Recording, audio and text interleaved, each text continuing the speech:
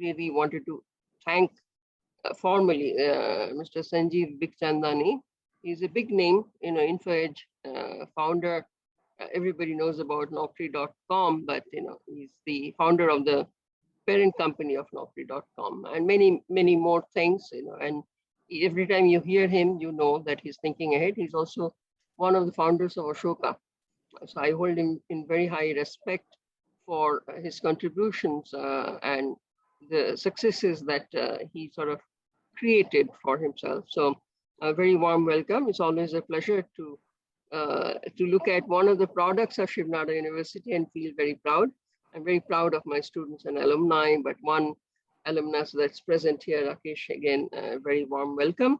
I'm sure the exciting discussion of everybody waiting for, but how does it fit into the dream that I call Shiv Nadar University? It's a collective dream. One man's dream became the collective dream of all of us. And that journey started exactly 10 years back. So this is a significant year when we are 10-year-old, and 10th year, whatever we are doing, we are actually keeping in mind the next 10 years of this young university. So the university has been chosen, you may have heard, as one of the institution of eminence by the government of India. There are 10 private, 10 public, not all 10 private are making it, but still only 4 have been recognized so far. We are one of them. And that has come not what Shiva said, but it has come because of my faculty and for people like Shiva and others who have sort of committed themselves to the dream of Shiv Nadar University. In 3 words, this university is all about multidisciplinarity. It's a very comprehensive university. My multidisciplinarity, I'd like to use the phrase that I talk about is innovation was propelled by STEM subjects in the last century. STEM, science, technology, engineering, mathematics. I call it STEAM, integrated STEAM in this century. That extra A in STEM, in STEAM is for art and design. Don't take it literally. It means basically a liberal arts kind of a curriculum. But I make one more change in that. The E, I think it should stand for enterprise education. It's something that's not avoidable. So in some way, enterprise, the entrepreneurship is in our gene. I mean, we carry the name Shiv Nadar on our head, so you can actually see it. Sanjeev is an example, Rakesh is an example right here. But that's part of our curriculum. So multidisciplinarity here allows us to do interdisciplinary work, and that has direct bearing on the Atal Incubation Center. Because it's interdisciplinarity is not fashionable here, is not at the cost of disciplinarity. You have to be deep into something and then have the breadth of a multidisciplinary curriculum. That's what we are trying to do. The second point about SNU that everybody knows today is we are research and innovation focused. And the research focus doesn't mean that only our faculty and our PhD students and postdocs do research. Research is something that every undergraduate student experiences at SNU inside the curriculum. Outside the curriculum also, there's a favorite scheme of mine that I started in 2013 that I call fondly our program, OUR, Opportunities for Undergraduate Research. And that has really taken very good shape today with more than 100 projects running every year. We support that. The students don't get any credit for it, but it's really a differentiator. The third aspect of SNU is that we are student-centric. We believe in very active form of learning, holistic, active learning. The on-campus experience, of course, has suffered a bit in the last 2 years. Still, we have managed to keep that aspect going.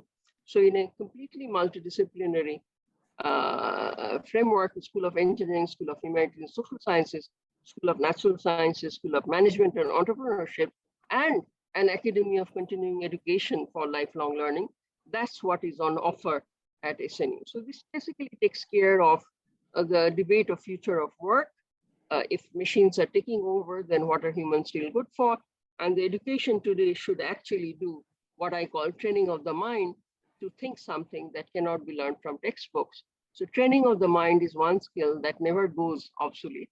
So it leads to creativity and critical thinking to encourage logical decision-making and innovation. The questions we have been asking for a very long time that led to finally the Atal Incubation Center is that are you looking for your dream job, or are you creating it? And I think people like Rakesh has shown it how, and there is a crazy boy here by the name of Tanmay who created Infido, for example. My first brush with entrepreneurship coming out of SNU. So it's really many years packed into these 10 years where we have come, and the Atal Incubation Center has been part and parcel of our journey since 2017, even without which is supported by Niti Aayog, but even otherwise we have been thinking about it. So sort of it's an alignment of purposes from all corners. So I judge the success of our students. If we claim to be a research university, I judge the success by looking at undergraduates, how many of them are going to the best of graduate schools all over the world. Second, of course, how many of them are getting placed in the best of industries, and that's thanks to Anubhav Ali's team in here. But the third one is a very important addition to my way of judging the success metric of SNU is by looking at who are the entrepreneurs that we have created. So in some way, what Mr. Nadar keeps talking to me about is that if he could someday incubate another HCL or better, that should be the dream of SNU. And we don't want to perpetuate the slogan, Make in India. Make in India gives you a feeling of a country of factory workers who just obey orders and they produce. But I think Make in India should be changed to Make by India, a country of innovators who would create the future that we all are working for, be it in sustainability domains, right, and or be it in the EdTech, the new form of it, be it in health and agriculture and all the things where the country and the world are waiting for new inventions to happen. So I feel that innovation, the way it's actually understood today in a commercial way, that can happen even without an university training. You can get skilling in something in 3 to 6 months' time. You don't need to come to the university for that. But serious invention, so I'm making a distinction in this play of words, but it's more than just play of words.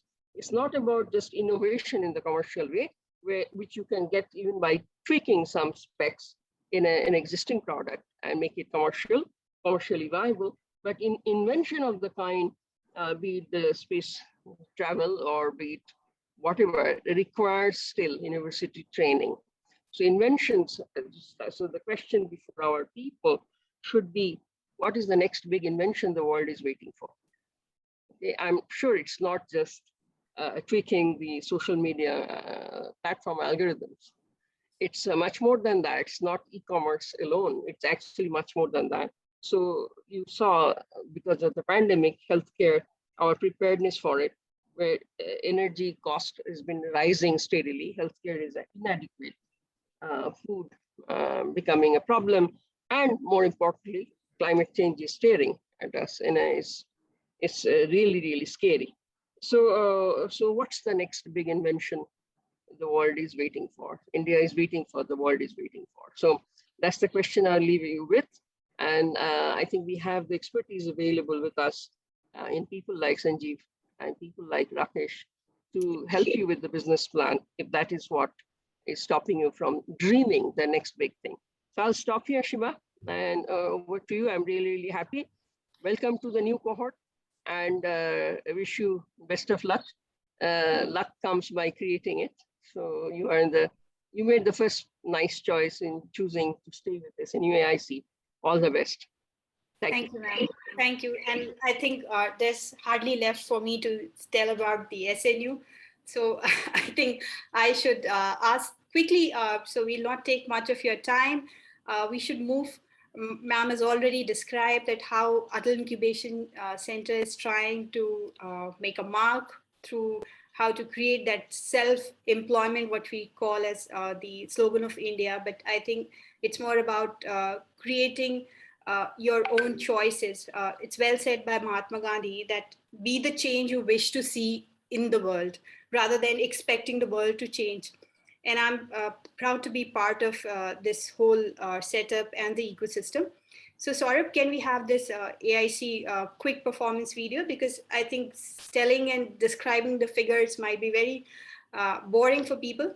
A quick video will give you a glimpse, and of course, I'll be there to highlight the points. Definitely. Yeah.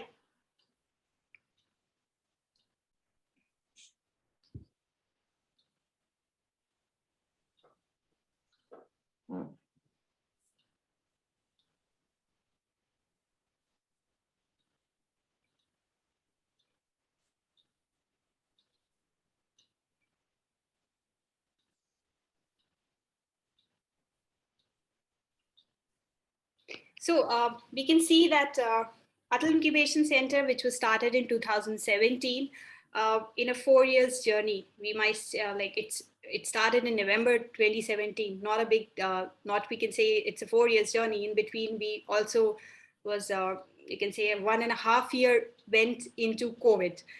But I'm proud of our startups, how they actually made out about like few of our startups actually flourished in this scenario. Also, they created opportunities out of the how to help people, serve people, and create solutions for the existing scenarios.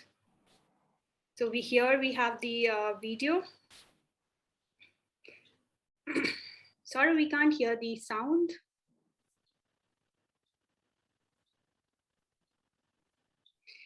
So this is the fourth batch, which is the largest batch. You can see we have the 25 startups, 26 startups in this batch last year.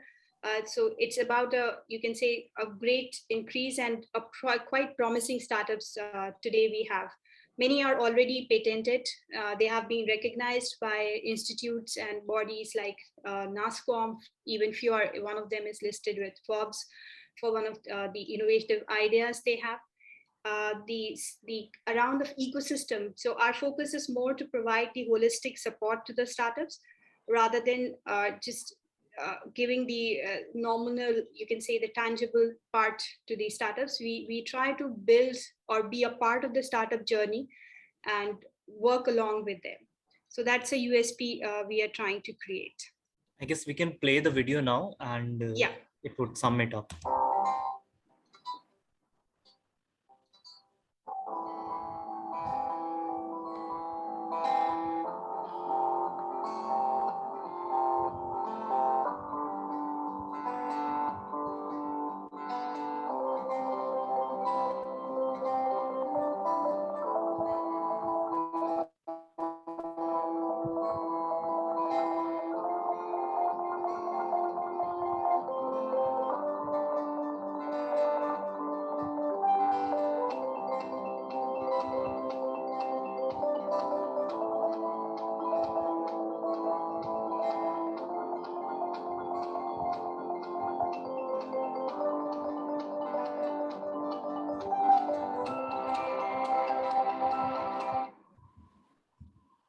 So this was an exciting journey which we had with our startups and how we built around how the you can say our success lies in the success of our startups whom we incubated.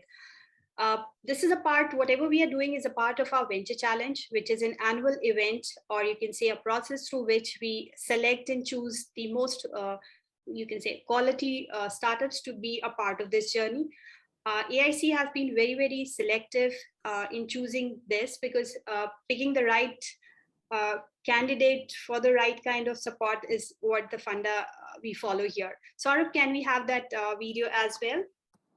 Venture challenge? Yeah, sure. Yeah.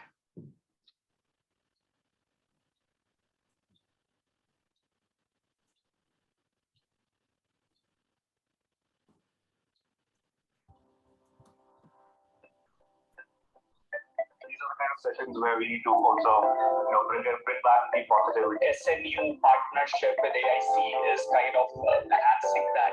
So the fund that I work for, Ansel Venture, Chiba, thank you so much for having me. Start also I must thank because they have been a fabulous partner to all the marketing efforts they are putting in.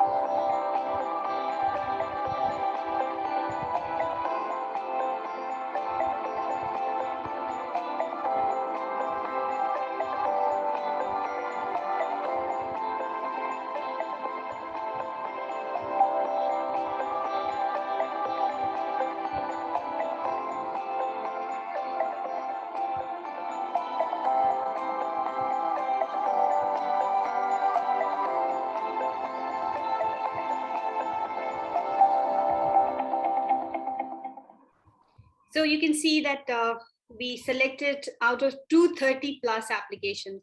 So we have been very, very selective about the startups who will be part of our journey together. We are proud to have this 26 people joining us, the startup batch here. We have tried to collate their achievements and things. We cannot say whole of the journeys here in a minute of like 5 to 10 minutes journey what we are having, but we try to make out of a story which you can definitely look into. So Saurabh, we can have the slides for the startups which we have onboarded in this batch. Yeah, sure. Yeah.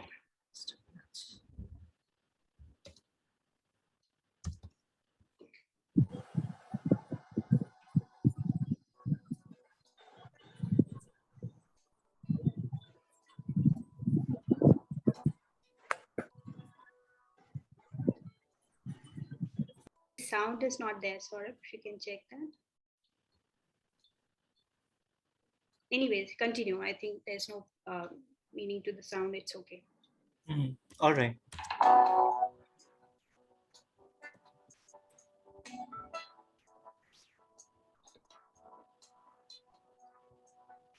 So you can see we have some very promising startups from various tech fields. We are coming up as a tech agnostic incubator with a couple of them already doing a remarkable job. And our support will definitely create this journey more interesting and reach them to a better height than they are today.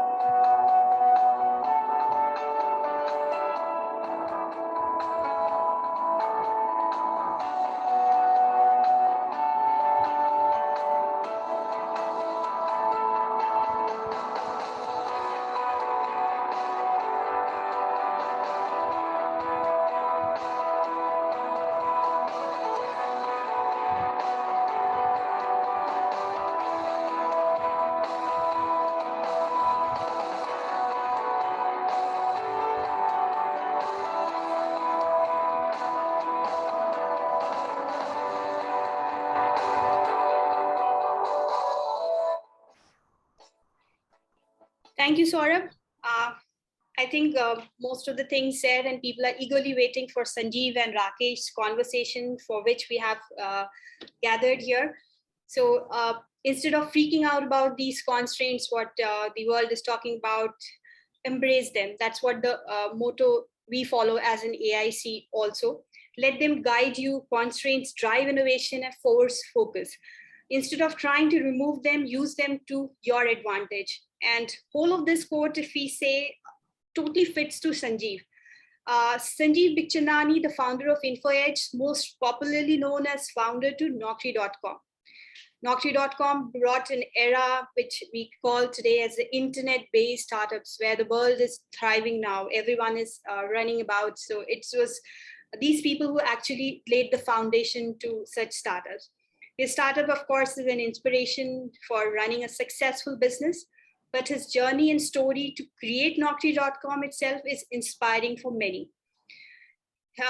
His ways of failure with so many not so successful small businesses in between, and his starting off from a servant quarter above a garage and with a seed capital of 2,000 rupees to create a new venture, which grew and attracted investments from leading venture capitalists, is remarkable itself. Then we all say it's a story. Today, Naukri.com employs over 4,500 people, has a market capitalization of over $9 billion. The company owns 99acres.com, jeevansati.com, siksha.com, invested with many popular startups, which everyone must be familiar, Zomato, Policy Bazaar, to name a few. These are many more. So he just not sticks himself to the startup. He's a philanthropist. He has so many awards to his name.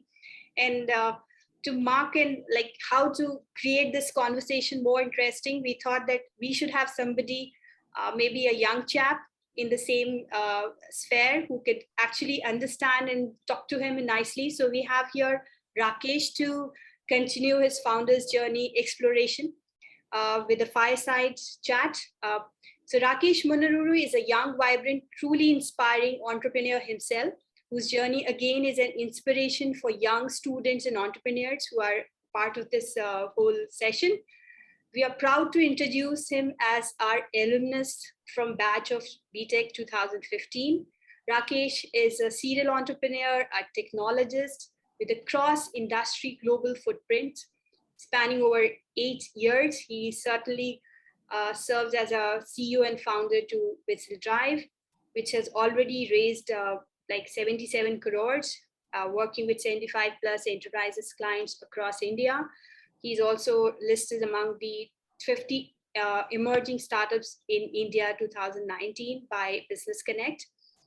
So Rakesh, over to you. I think you will be taking some time for creating that arena also with Sanjeev being around in this conversation. Rakesh? Thank you, Shiva. And one interesting thing that I would like to mention is that, when I was looking at this startups that you have shown in the slides, I could see a bunch of clients that could be working with WhistleDrive, right? And Wow. a bunch of competition, which is actually scary. So I think I would have to have conversation with those people. But Sanjeev sir, a warm welcome to this chat. I'm so glad to be having this conversation with you. Thank you so much. Thank you for inviting me. Shiva, thanks so much. Thank you, sir. Vice Chancellor Ghosh, thank you so much. And everybody else, thank you so much for attending. And thank you, Shiv Nadar University. So Sanjeev sir, a little context, our conversation, when I was in my engineering second year, I guess, I was running this design company out of SNU, and I was struggling to hire a graphic designer. So I was having a conversation with my mom, and I was explaining how hard it is to find a graphic designer. So she suggested, I create an app where people who are looking for jobs can get placed at companies, and companies who want to hire individuals can hire. Then I said, Mom, there's already a company started long back, which is called Naukri. So I didn't think that, the conversation would come to this and I would have a chat with you today. So you're one of the first few, tech entrepreneurs based out of India, Sanjeev sir. A quick question, before we get started into the discussion. So you've done your MBA at IMA, and also you've been placed at a very top corporate. And what was the motivation behind quitting so early from your job and starting a company of your own? So what was the trigger point which pushed you into entrepreneurship? So a couple of points. One is while I worked for only 18 months after my MBA, before becoming an entrepreneur, I had worked for 3 years before that. So I had a total of 5 years of work experience before I became an entrepreneur. So I was not a newbie. I was not a complete newbie. I had worked for 5 years in other organizations. Now, why I became an entrepreneur? I think since school, I had decided that, look, one day I will be an entrepreneur. Now, it was a fuzzy goal, one day, right? Of course, my father was in the government, and he was a doctor, and my mother was a homemaker. So, coming from that kind of background, there was no business in the family. And there was no capital, therefore there was no savings. As a government officer, you don't earn that much and you don't save that much, right? And we were not brought up to be entrepreneurs. We were brought up to study hard, go to good schools, good colleges, and get qualified and then take up a good, safe job. So, all those things were there, but it was some sort of fuzzy goal. And it took me a long time to muster the courage to actually quit my job, walk away from the salary check, and do something. It was small initially, but this was an old ambition. But I think, increasingly, as I was in my last job, in a large multinational corporation in a marketing team, I began to ask myself questions about, existential questions. Why am I doing what I'm doing? What do I want to do the rest of my life?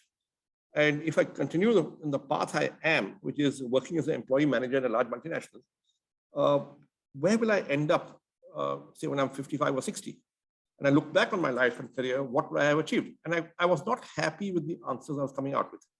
So I took up, so for me, there was no big idea. It was just a bunch of small ideas.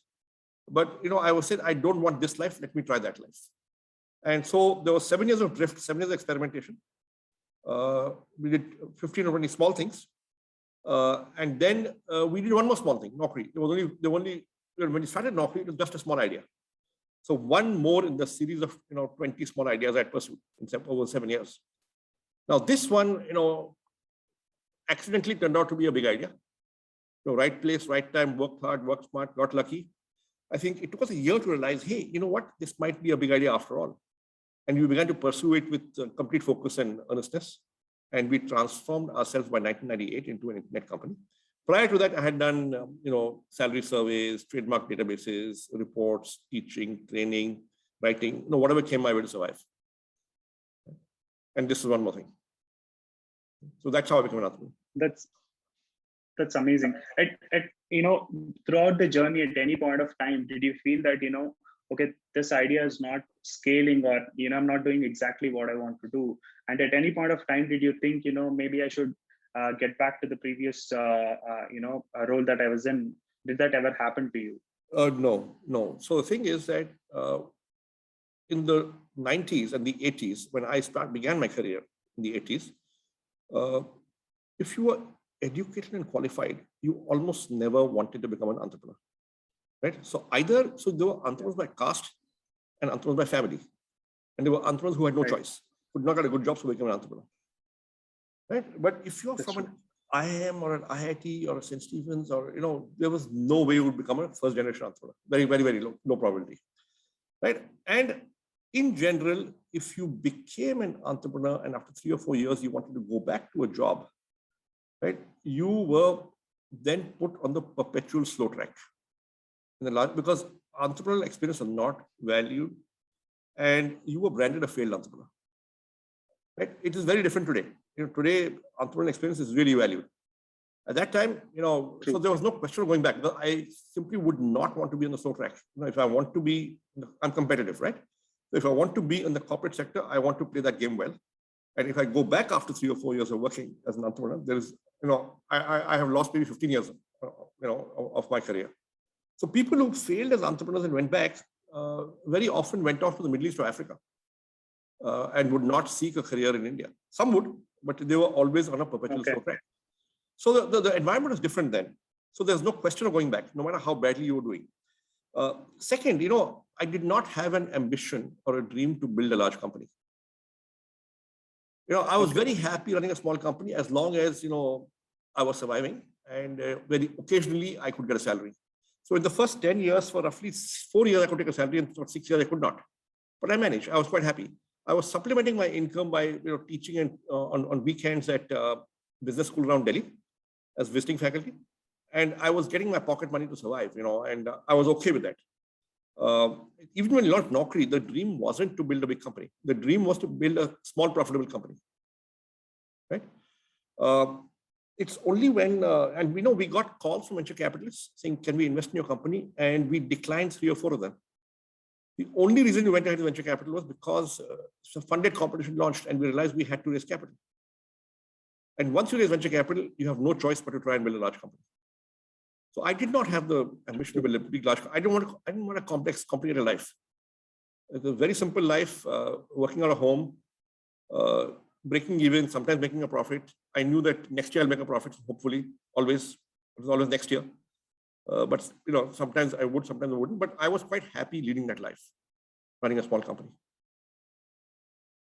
That's great. So what are your thoughts on bootstrapping versus raising external funds in the current startup scene that we are in? See, the truth is, if you're getting money, you will probably take it, right? Who the hell wants to not say no to money, right? Right, that's true. Okay, but the truth is, and bootstrapping is painful, yeah? You are not taking a salary, you're struggling to get employees, you are wondering how to pay them, there's always tension at the end of the month, will I be able to make payroll or not, right? So Right. I think till we raised venture capital, for the first 10 years of being an entrepreneur, there was always a doubt by the 20th of the month that will we meet payroll this month? And somehow we would. So in the last 31 years of being an entrepreneur, I have never delayed payroll. But till the 27th, 28th of the month, there was always a doubt. Can we make payroll? You know? Now, if you're bootstrapping and going through that, it is painful. It is stressful, it is tense, right? In hindsight, you know, it looks very romantic and good. Right? So in hindsight, I'm saying that was a great learning experience. And when the .com bust happened in the year 2000, right, we came through that bust, and the next 3-4 years of hardship and struggle, we were able to come through it because of the fiscal discipline of 10 years of bootstrapping. But that is hindsight. True. When you're going through it, you're never happy. True. So, But I think a lot of so- startups are missing out on the bootstrapping part. So here's what I tell young startups always, you know, that look, the customer's money is better than the investor's money, right? Okay. Because if you're getting customer money and you're getting it repeatedly from the same customer and you're getting it at a price that's higher than your cost, chances are you have a viable business so long as you can get enough customers, right? Right. And you know, so therefore, if you get the customer's money first, it's very good. If you get the investor's money first, there is no guarantee you will build a viable business. Because getting the investor's money is about impressing 2 MBAs across the table with your PowerPoint. The customer will not buy because of your PowerPoint, and he will certainly not buy a second time because of your PowerPoint. Customer is unforgiving. Right. So the customer's money is much more valuable. The customer's money tells you that you're onto something. Okay.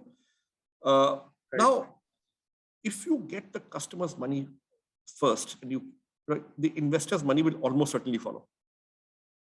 Because investors love to invest behind companies that are getting customers' money. But if you get the investor's money first, that's great. But there's no guarantee the customer's money will follow. True. So always prioritize the customer's money above the investor's money. Number one. Number two is, you know, it's always better to raise money when the investor comes to you rather than you having to go to investors and pitch.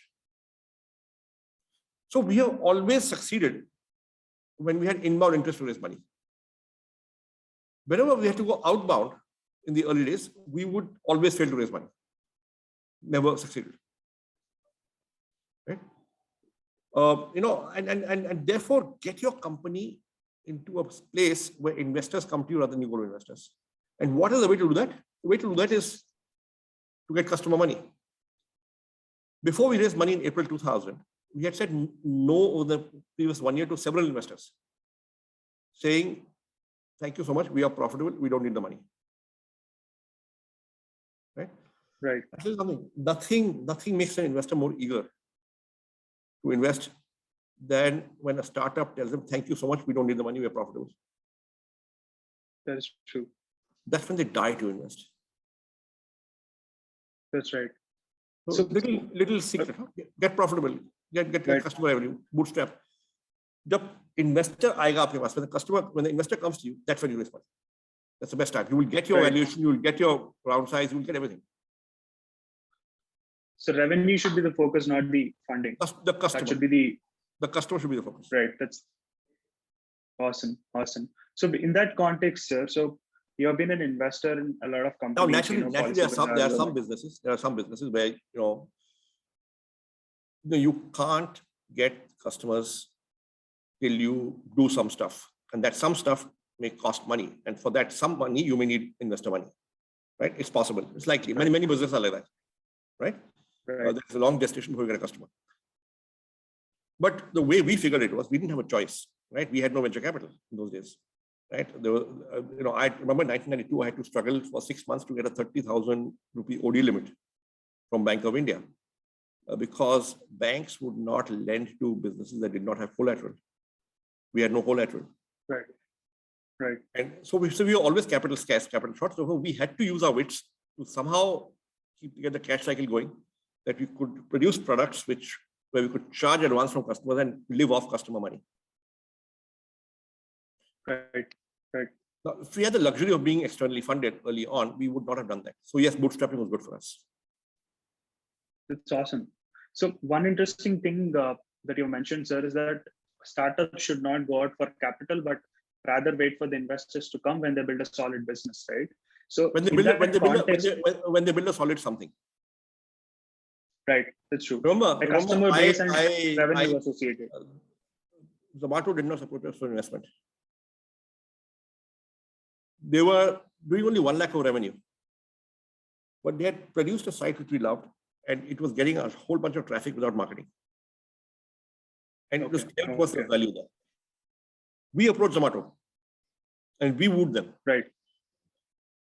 Okay. That's interesting. We did not raise venture capital. I mean, we did not run out of venture capitalists. We said no. But when funded competition launched, we went back to the same investors and said, we've changed our minds. Can we talk now? Okay. And that's how it happened. Okay. Right. I think the Zomato investment is one of the historic moments in the Indian startup scenes. And the Zomato IPO proves a lot of things for the tech startup scene that's happening in India. What do you think that means for the next 5 to 10 years in the Indian startup ecosystem? Look, I think Zomato has shown many things. Okay. And many of them we talked about, record subscription to the IPO. It has busted the myths that, Indian startups need to domicile overseas and list overseas to succeed. That Indian markets don't have depth. Indian markets will not handle an IPO like this. Indian markets not give valuation. It's many, many things. But I think the most important thing is signaling value. Right? And what is that signaling value? So the founders of Zomato and all the senior managers, they are all regular middle-class people or middle-class families. None of them had a business background or had a large amount of wealth. Right? So Dipinder's father was a school teacher in a government school. They lived in a small town in Punjab called Muktsar. And from there, he has reached here. So what is the signaling value? The signaling value is to every young person in India, hey, if Dipinder can do it, so can I. That's true. This is the story that when you look at it, it will probably inspire 100 million youngsters. True. And if it inspires 100 million youngsters, maybe 10 million actually try to do a startup. And maybe over the next 10, 15 years, 1 million startups might succeed. True. And it's not just Zomato. Zomato is the first one. If you look at the number of companies, startups, which are lined up for being public in the next 3 years or 2 years, there are dozens. And most of them have been started by regular middle-class people with reasonably modest economic circumstances they came from. So what it tells you is that, look, in India today, we have an ecosystem and environment where regular middle-class folk can dream big. And if you're hardworking and bright and smart enough and also lucky, right, you can achieve great things. Now, there are obviously 200-300 million people below the middle class who probably do not have access to these education opportunities. Right? And that is something the government should look at. How to get education to those to that strata of society, so that they can access the same opportunities. Right. So I think it's not about being born wealthy anymore. I think Zomato is living proof of that. There are others before that. Anyone can achieve anything. There are others before that. I mean, we went public, MakeMyTrip went public, JustDial went public. But I think the environment, the number of startups, people trying now, the amount of capital available is unprecedented. And therefore, here and now in India, for the next several years, I think many good things will happen with startups. Right. Makes sense. So in that context, there is an entire rich ecosystem available for startups right now, and the first-time founders out there who are trying to make their mark. I think the confusion that a lot of founders or the startups have is that how do they actually effectively use this ecosystem, right? you're part of a lot of industry forums and also particularly NASCOM, right? So there's so much of ecosystem resources available out there, but I think there is a confusion among startups and founders as to how to engage with them. So what kind of advice would you give for founders like that? Well, my advice is the same: focus on the customer. Right? Everything else will follow. Focus on the customer and solve an unsolved problem for your customer. If you are solving an unsolved problem, right? The customer will buy. You don't have to sell. If the customer is buying without you having to sell, that's half the battle won. Now, if you focus on the customer, get a customer insight on what the unsolved problem is that you want to solve. Then you'll figure out, what resources do I need to solve it? Do I need office space? Do I need a team? What kind of team? How do I pay this team? Do I have money? Can I get money? Can I give them stock? Can I get one or two co-founders who will, like me, will work without a salary? Right? Do I need to go to incubator? So all those things will follow. But you start with the focus on the customer. Right. You start with the customer and then figure out what will help you do better, what you're already doing. You start with the customer and you can then identify the customer's unsolved problems and then see what offering do I have to produce to solve those problems. Right. And to produce that offering, what all do I need? Right. Makes sense. So would you also say that customer obsession is more important than worrying about the competition that is out there? So look, I think both are important because see, you got to keep one eye, you got to stay focused on the customer, but occasionally look at competition also to figure out, are you missing a trick? Is there something that competition is doing which you should either cover for or do yourself? Is the customer liking that? Is there a gap in my offering? And so yes, customer is more important, but you periodically look at competition as well to see what competition is doing. But it's better to be customer focused and competition focused. Right, makes sense. A balanced approach to how we look at the entire market. Makes sense, right? So you're also an investor, sir. You've invested in a bunch of companies, particularly Policybazaar, Zomato, etc. So what kind of traits do you look in founders when you're making an investment? What are the kind of traits that make them stand out? So I think the first thing we look at is that is what they're doing, is it getting natural traction? Zomato was getting traffic without even trying. Policybazaar had not yet launched, but he gave me a challenge. I'm willing to bet you're paying 60% more than you should be for your car insurance. I said, don't be silly. I'm buying it from a public sector company. All insurance is the same. All prices must be the same. There must be a mathematical formula. Right. And he said, take out your car insurance. I took out my car insurance. It was a national insurance company. And he noted down the car details.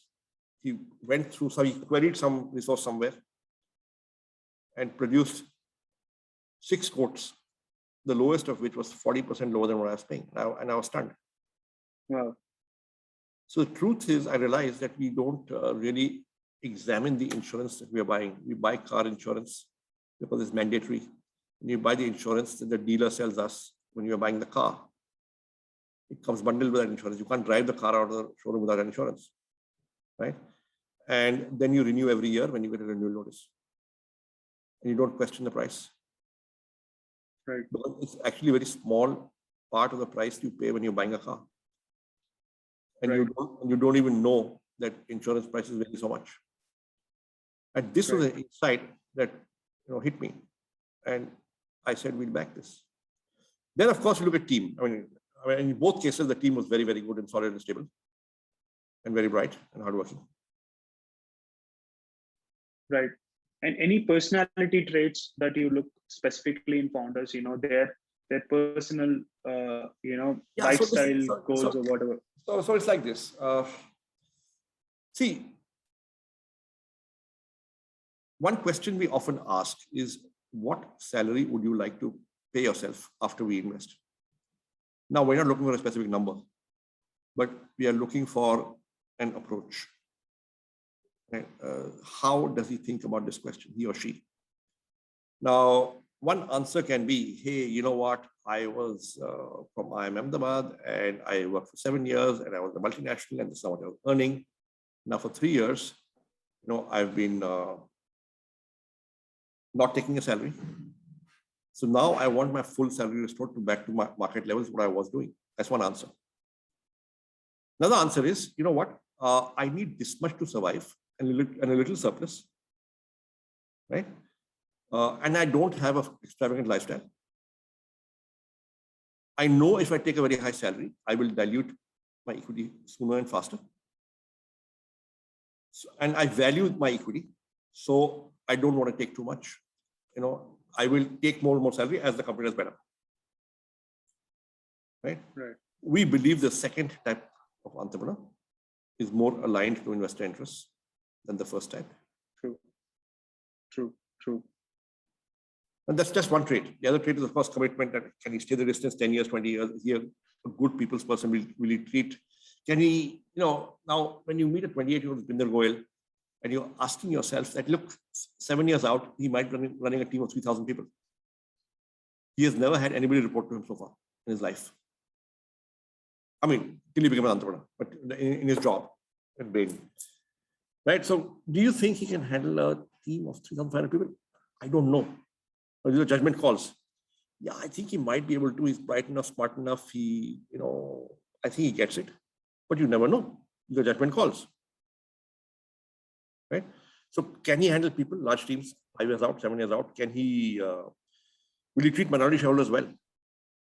Does he understand that this is not a proprietorship now? This is the company belongs to all shareholders, including the investor.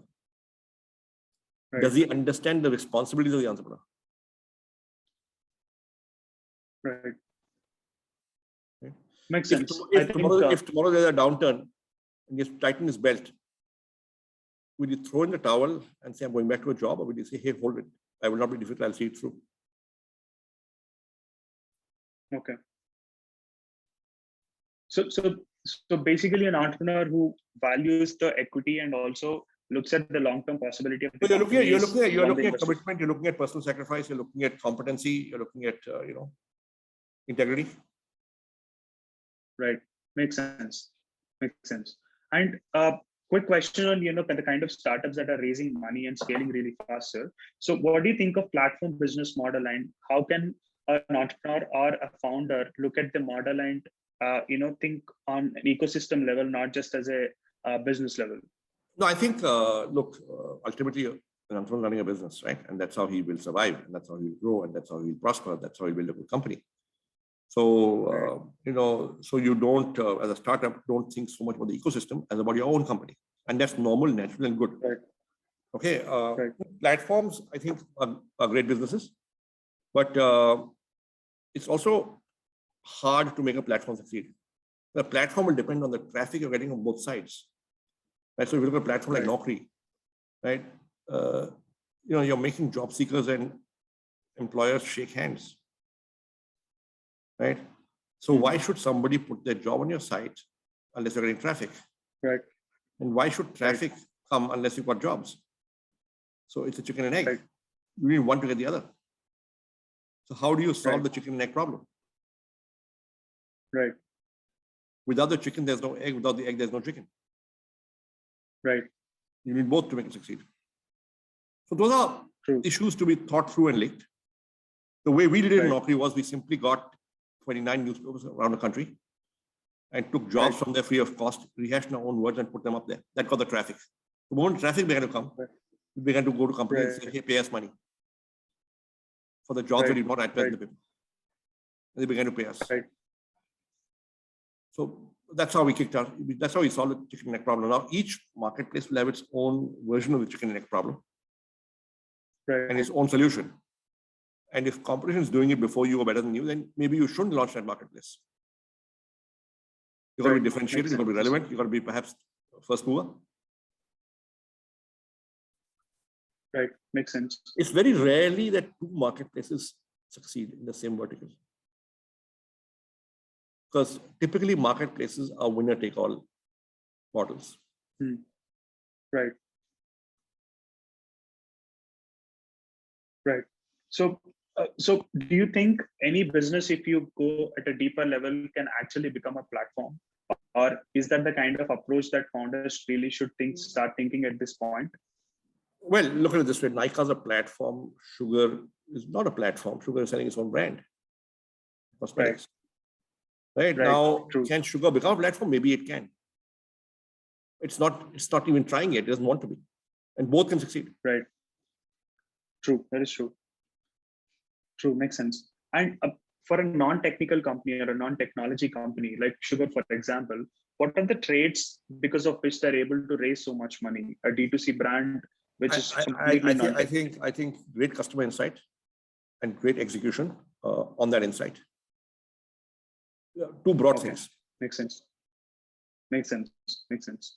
I think you can't get either without a great team. Right. Right. And coming to the teams, a lot of early stage startups or, founders, first time founders have the challenge of attracting the right talent, right? Because they don't have the brand or the necessary capital to get the best talent. So what kind of approach would really work to get the best talent at a very early stage? Well, I think the entrepreneur has to be a personal magnet for talent. You have to be the kind of person who people want to work with, right? Right. And therefore, your co-founders, your first employees will be people whom you know personally. Right. You studied with them, worked with them. They're in your neighborhood. They're perhaps family, right? And they know you, like you, trust you. They believe in you and they believe in your vision and what you're trying to do. Right. And that's how you'll get them. So in the beginning, you will recruit missionaries, not mercenaries. Okay. Right. And that will continue until you're this big, large, profitable company where you still want to recruit missionaries, but you don't always get missionaries. Right. Right. Your second lot of employees will be people who know your other employees. Right. You're moving this in concentric circles. Eventually, you will use Naukri, you will use headhunters, you will have a HR team or a recruiter, recruiter who will do it. Right. But that's later. Right. But the first 50, 100 has to come through. Well, I don't put a number to it. I would say the first few few will be people you know, then people whom most people know, and then there will be more formal methods of hiring. Right. Any particular but trait even that so, best for you? but even so, all through the entrepreneur has to be a personal magnet for talent. Even the junior's person, is somebody you've got to be in touch with. Right. Now you can't do that. You can do that till about 500 or 600 people. 2-3 founders can do it. But beyond 500-600, it becomes hard. Then it's about developing leaders down the line who do what you're supposed to do. They become magnets for talent. True. Makes sense. Yeah. So any particular, trait that actually worked for you, sir, when you were picking the first few core team members? No, I think it's about conviction, belief in what you're doing, and it's about trust. Okay. And it's about your ability to sell the dream to others. Makes sense. So to conclude, this discussion, any advice that you would like to share with the current and the next gen entrepreneurs that are going to build the next few unicorns out of India? So number one, don't believe this unicorn myth. Just build a good business where customers are happy, employees are happy, shareholders are happy. Right. The valuation is the happy incidental outcome of doing good work. Right. Second, let me tell you, the Fed injected $4 trillion into the global economy over the last year and a half. This has led to asset inflation both in public markets and private markets around the world. Right? So a unicorn isn't what it used to be. पैसों की वो कीमत नहीं रही, as my parents would tell me when they would talk about inflation. Right? So if this $4 trillion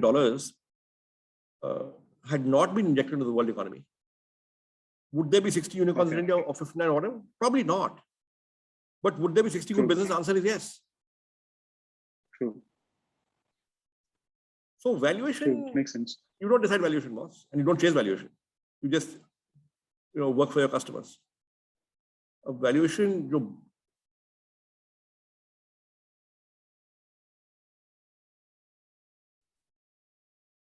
But this is great, sir. I think you've touched upon all the necessary points for any startup, right from the start to how should they really think of valuation and the growth aspects.